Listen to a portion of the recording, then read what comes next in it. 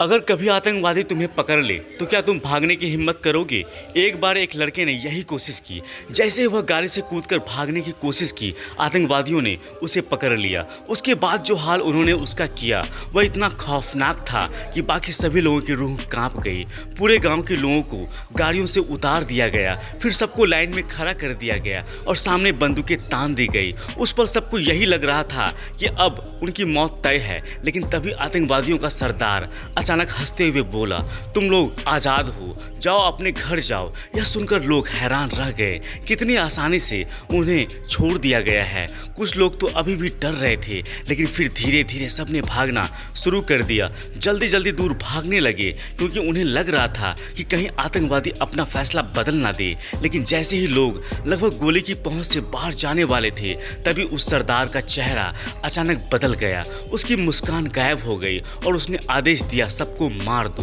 अगले ही पल गोलियों की बौछार शुरू हो गई। लोगों के डर के मारे इधर उधर भागने लगे, लेकिन ज्यादातर लोग उन बेरहम गोलियों का शिकार बन गए। इसी अफरा तफरी में कुछ लोग भागते भागते एक गहरे गड्ढे में गिर गए।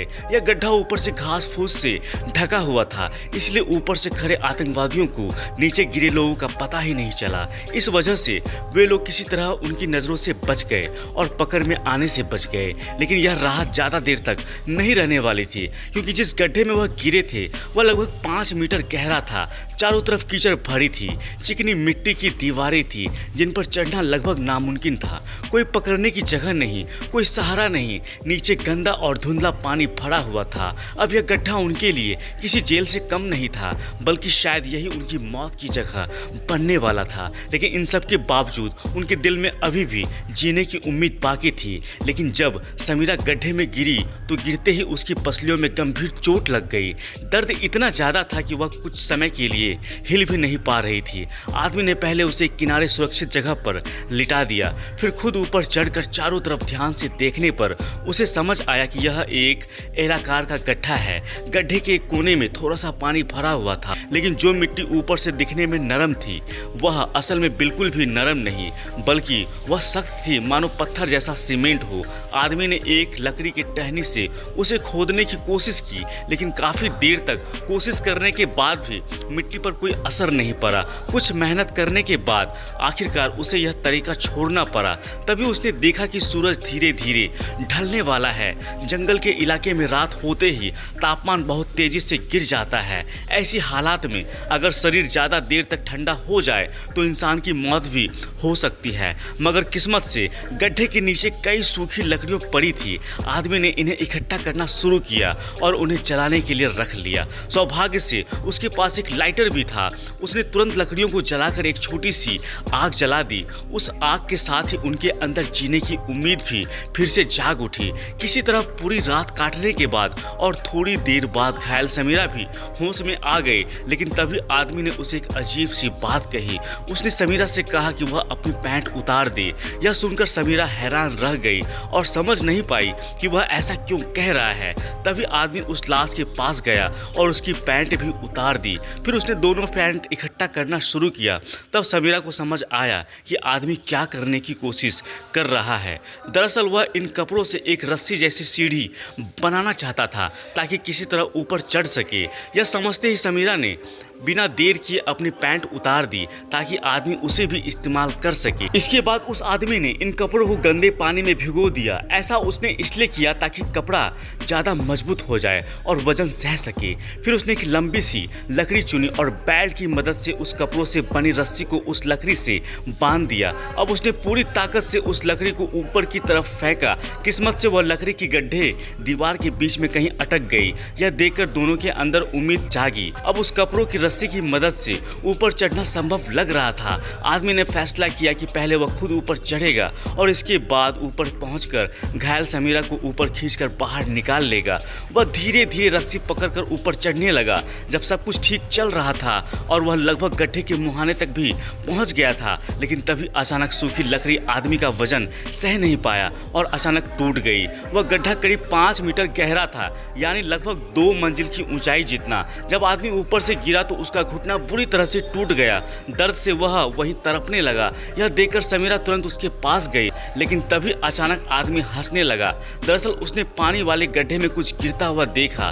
ध्यान से देखने पर पता चला कि ऊपर से बारिश की बूंदें टपक रही है। इसका मतलब था कि थोड़ी ही देर में बारिश तेज हो जाएगी और यह पूरा गड्ढा पानी से भर जाएगा। अगर पानी ऊपर तक भर गया तो वे लोग पानी की उछाल की मदद से तैरकर ऊपर निकल सकते थे। यह सोचकर दोनों के अंदर फिर से उम्मीद जाग गई, लेकिन किस्मत शायद उनका साथ देने के मूड में नहीं थी। तेज बारिश मुश्किल से 20 मिनट ही चली और फिर अचानक बंद हो गई। एक बार फिर दोनों गहरी निराशा में डूब गए। इसी तरह वक्त गुजरता गया और देखते ही देखते उन्हें उस गड्ढे में 3 दिन हो चुके थे। पीने के लिए तो बारिश का पानी मिल जाता था, लेकिन खाने का कोई इंतजाम नहीं था। अगर इंसान 7 दिन तक कुछ ना खाए तो आखिरकार भूख से मर सकता है। समीरा इसी चिंता में डूबी हुई थी, खाना कहाँ से मिलेगा। तभी उसकी नज़र आदमी पर पड़ी और समीरा को उसका व्यवहार थोड़ा अजीब लगा। आदमी उससे पीट करके बैठा था और ऐसा लग रहा था जैसे वह चुपके चुपके कुछ चबा रहा हो। समीरा के दिमाग में एक पल के लिए बहुत बड़ा ख्याल आया, क्योंकि उस गड्ढे में खाने के नाम पर सिर्फ वही सड़ी हुई लाश पड़ी थी। लेकिन जब आदमी धीरे धीरे उसकी तरफ मुड़ा तो उसने अपने हाथ में आधी कटी हुई मेंढक पकड़ रखी थी और उसे समीरा की तरफ बढ़ा दिया। यह देखकर समीरा को घिन तो बहुत आई और उल्टी भी हो गई, लेकिन इस हालात में जिंदा रहने का यही एक सहारा था। शायद किस्मत भी उन पर थोड़ा मेहरबान हो गई। जैसे उन्होंने मेढक खाया, कुछ ही देर बाद आसमान में फिर से बादल घिर आए। बारिश शुरू हो गई। अगर यह बारिश लगातार चलती रही तो पूरा गड्ढा पानी से भर जाएगा। कि समीरा को आदमी में कुछ अजीब सा बदलाव नजर आने लगा। शुरू में उसे लगा कि शायद कच्चा मेढक खाने की वजह से आदमी को जहर चढ़ गया है, लेकिन उसे यह पता नहीं था कि कुछ ही देर में आदमी के शरीर में एक डरावना बदलाव आने वाला है। इधर बारिश लगातार गिरती रही और धीरे धीरे गड्ढा लगभग पानी से भर गया। अब थोड़ा सा हिस्सा ही बाकी था, लेकिन एक बड़ी समस्या और थी। समीरा को तैरना नहीं आता था, इसीलिए आदमी ने मजबूरी में एक तरीका निकाला। उसने गहरी सांस ली, एक हाथ से ऊपर निकली हुई पेड़ की जड़ को पकड़ लिया और दूसरे हाथ से समीरा को कसकर पकड़ लिया। फिर उसने अपनी पूरी ताकत लगाकर उसे ऊपर की ओर धकेलना शुरू किया। लेकिन जैसे ही उम्मीद बढ़ने लगी, इसी वक्त बारिश फिर से अचानक रुक गई। पानी अभी भी गड्ढे के किनारे लगभग 1 इंसान की ऊंचाई नीचे था। फिर भी आदमी ने हिम्मत नहीं हारी। उसने पूरी ताकत लगाई और आखिरकार समीरा को ऊपर की तरफ धक्का देकर गड्ढे के बाहर निकाल लिया। किसी तरह गड्ढे से बाहर निकलने में कामयाब हुई समीरा बिना पीछे देखे ही जल्दी जल्दी बाहर की तरफ फ्रेंगने लगी। लेकिन घबराहट में एक पल के लिए यह भी भूल गई कि आदमी अभी भी नीचे पानी में फंसा हुआ है। तभी नीचे से आदमी की आवाज़ आई। तब जाकर उसे होश आया कि वह तुरंत वापस गड्ढे के किनारे पर लौटी। उसने जल्दी से आसपास देखा और एक छोटी सी टहनी उठाई तो पानी की सतह पर सिर्फ बुलबुले ही उठ रहे थे।